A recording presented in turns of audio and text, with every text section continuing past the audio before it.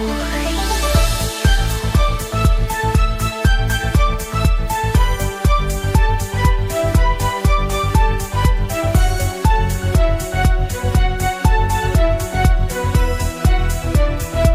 back, everybody, to another deep dive. And this time, we're going to be looking at something I think a lot of people struggle with, and that is achieving goals and really maximizing our productivity. Yeah. And for this deep dive, we're going to be looking at an Arabic text called, I'm going to try and say this right, .pdf. Wow. Which roughly translates to you are smarter, faster, and better. So I'm very excited to get into this and see what we can learn. Yeah, me too. And you know, it's interesting because this text really dives into the psychology of productivity. And I think it goes beyond, those simple life hacks and time management tips. Right. It really explores, how our brains work and how we can use that knowledge to our advantage.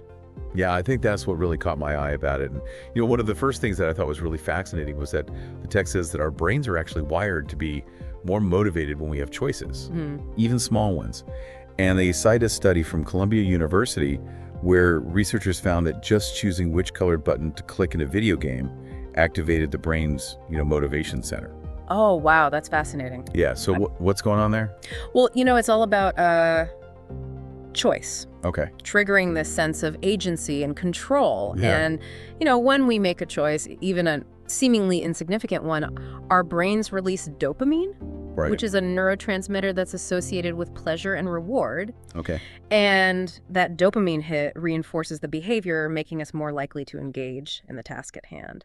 So, think about it. Have you ever noticed how much more enjoyable a task becomes when you feel like you have some autonomy in how you approach it? Oh, absolutely. Yeah. Yeah. I never thought about it like in terms of dopamine before, but that makes total sense. Yeah. So how can we actually apply this to our everyday lives? Well, it's all about consciously injecting small choices into your routine. Okay. So for example, instead of, feeling overwhelmed by this massive to-do list, break it down into smaller tasks and give yourself the option of choosing which one to tackle first. Okay. Or if you're working on a creative project, experiment with different approaches or tools to keep your brain engaged and motivated.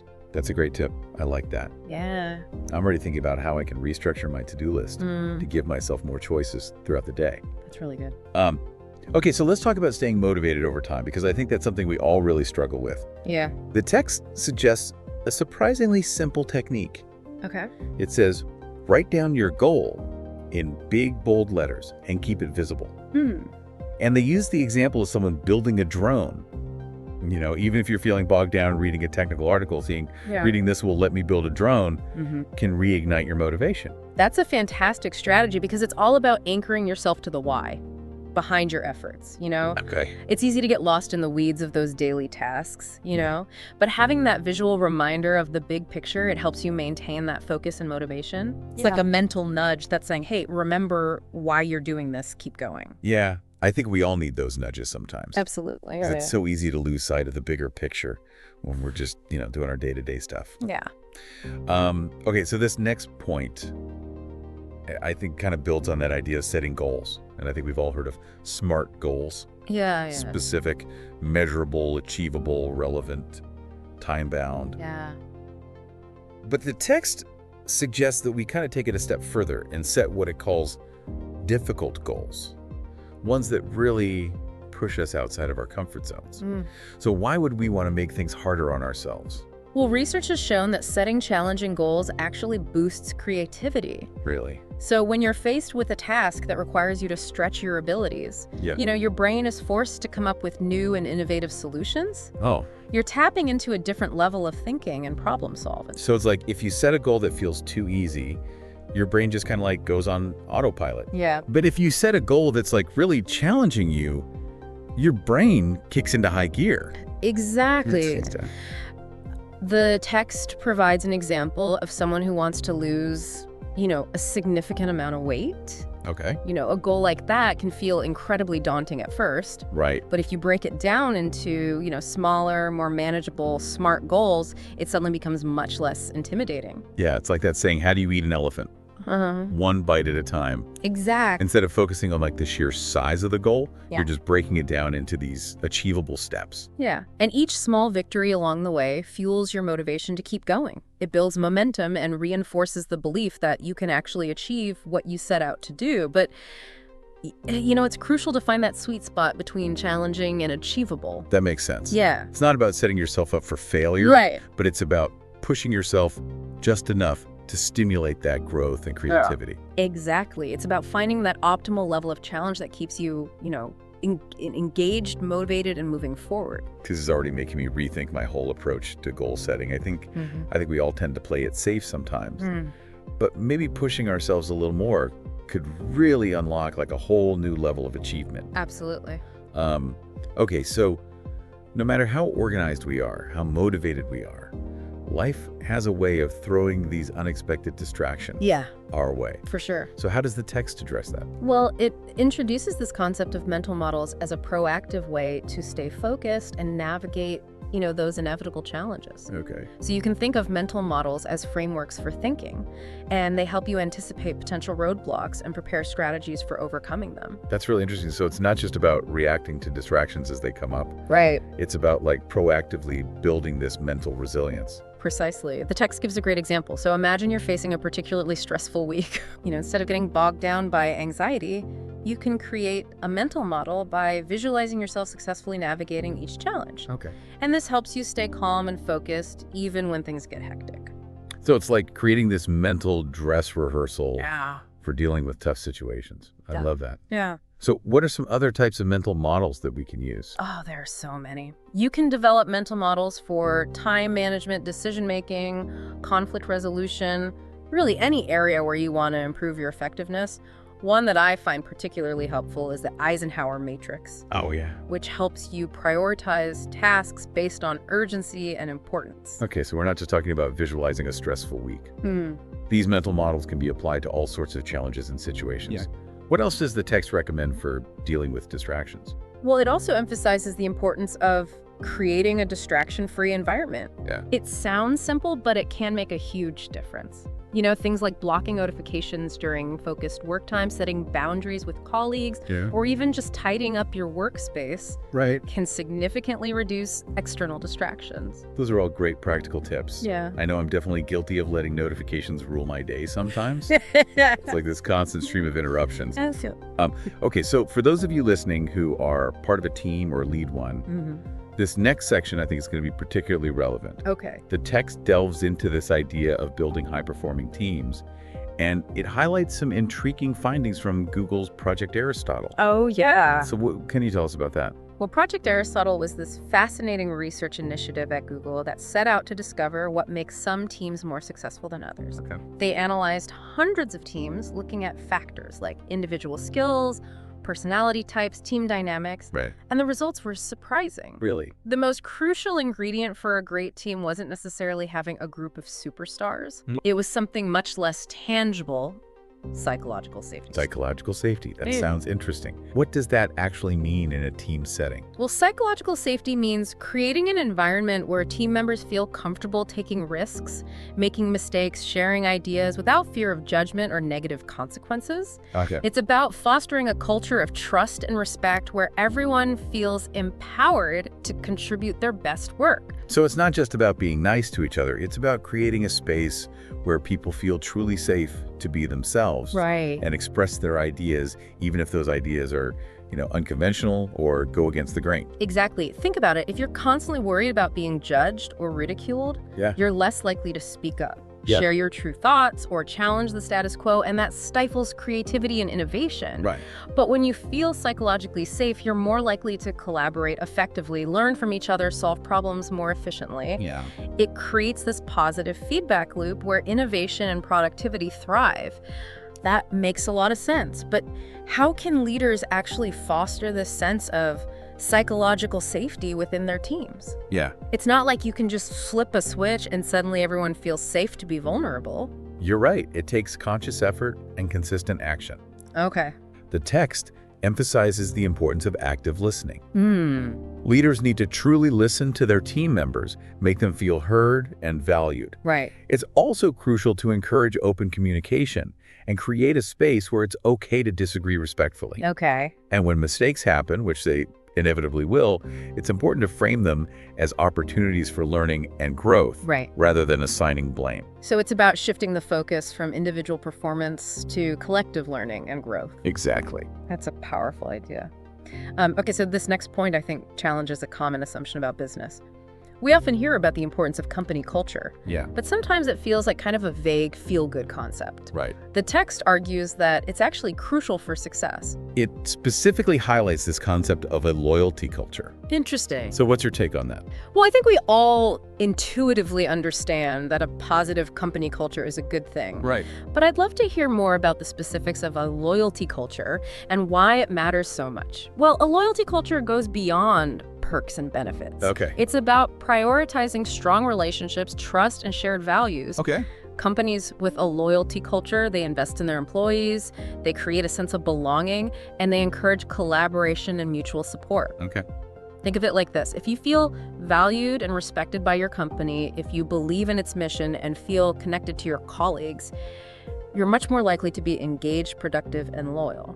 That resonates with me. We've all experienced the difference between working in an environment where you feel like just a cog in the machine versus an environment where you feel like a valued member of a team.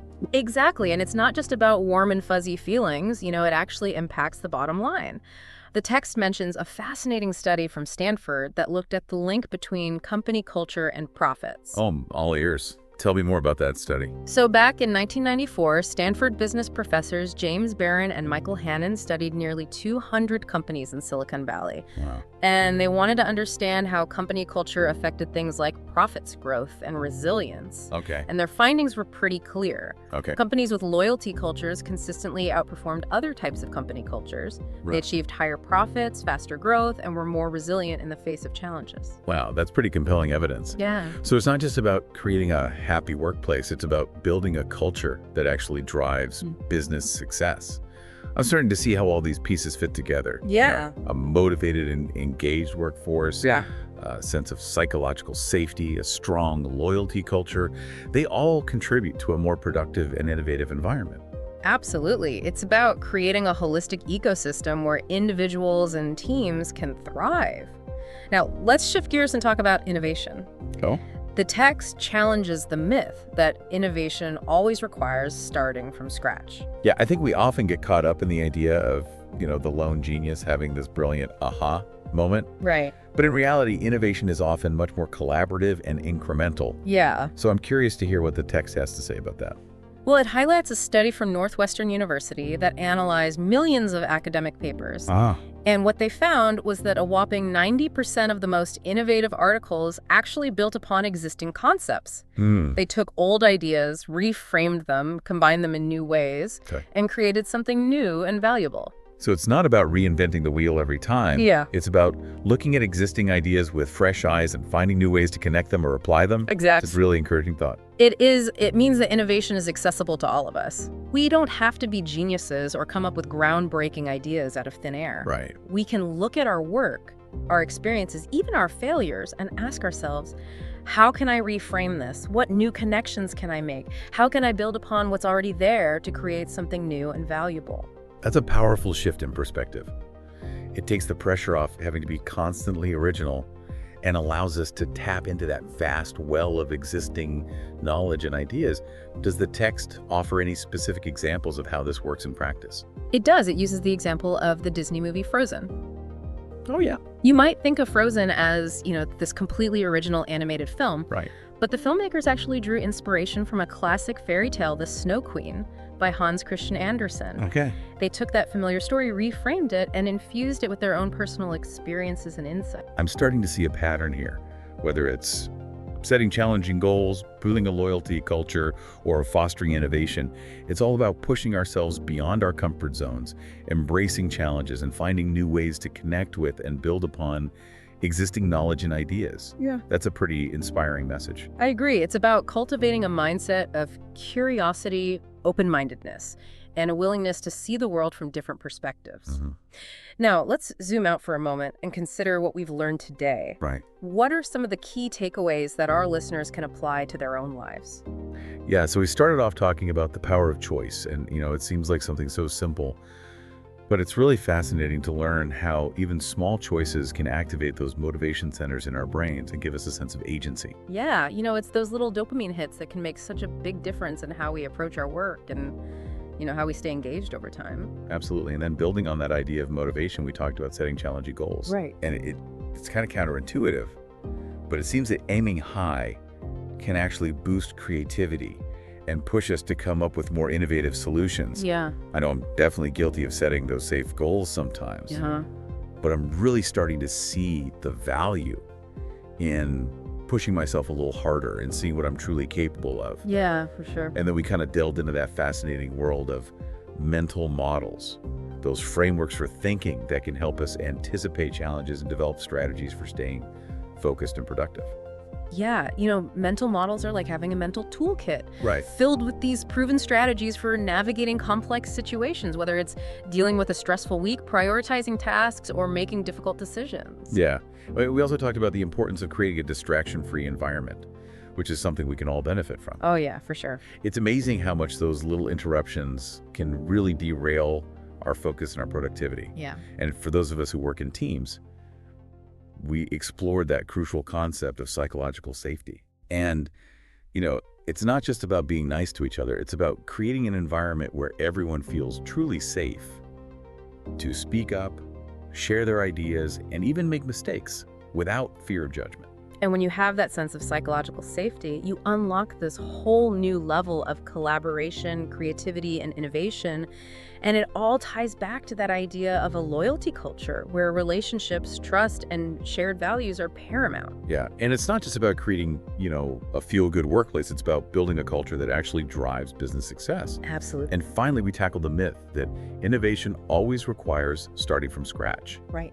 It turns out that most innovations are actually built upon existing concepts, reframed and reimagined in new and exciting ways. Exactly. And, it's a reminder that we don't have to be geniuses to be innovative. We can all tap into that vast well of existing knowledge and ideas and find new ways to connect them, combine them, and build upon them. And who knows, maybe even create something truly remarkable in the process. This has been such an insightful deep dive. Yeah. I feel like I have this whole new set of tools and perspectives to approach my own work and goals. Yeah. So I think the biggest takeaway for me is this: it's not about finding some magic formula for productivity. Right. It's about understanding ourselves, our brains, and how we can leverage those insights to create a more engaged, creative, and fulfilling work experience. I couldn't have said it better myself. It's about finding what works for you, experimenting, and constantly learning and growing. So for those of you listening, what one small change will you make this week to boost your own productivity or that of your team? Maybe it's incorporating more choice into your daily routine, setting a more challenging goal, creating a mental model for dealing with a recurring challenge, or simply silencing your notifications for a few hours each day. Whatever it is, make a commitment to yourself. Write it down and take action. Remember, even the smallest step can make a big difference in achieving your goals. Until next time, keep diving deep.